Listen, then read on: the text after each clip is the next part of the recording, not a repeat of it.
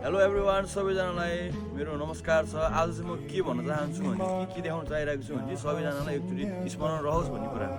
यो चाहिँ म होइन बच्चादेखि एक कक्षादेखि पढेको यो हाम्रो श्री धर्मवती प्राथमिक विद्यालय।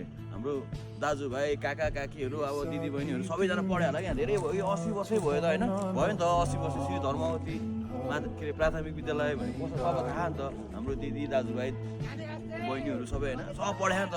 यो चाहिँ मेरो सम्झाउनु पर्ने मेरो अब हिजोदेखि पनि एक कक्षादेखि पढेको स्कुल हो नि त।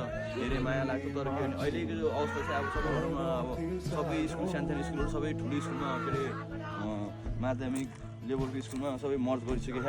त्यो भएर स्कुलहरू चाहिँ अस्ताइसक्यो भनौँ न। जेबी पनि यहाँ अब राम्रै बनाइसक्यो स्कुल। अब यो भएपछि अब बनाएको हो। प्लस अनि यो अब कोरोना आएको बेला पनि कोरोनाको लागि अझै पनि छ हाम्रो भन्ने स्कुल होइन, सबैलाई थाहा होला। त्यो सबैले माया लाइक सब्सक्राइब गरिदिनु होला र होइन सबैले सेयर गरिदिनु होला। अब को पढ्नुभएको थियो होइन, कसलाई याद छ है श्री धर्मवती प्राथमिक विद्यालय भन्ने कुरा। अब हाम्रो वडा नम्बर 5 मा पढ्नु छ भने सबैले यसो माया सपोर्ट लाइक कमेन्ट होइन को पढ्नुभयो, काका हुनुहुन्छ होइन, कतिको याद सम्झनाहरू छ तपाईँहरूलाई, त्यो कुरा हो हाम्रो होइन। सर लास्टमा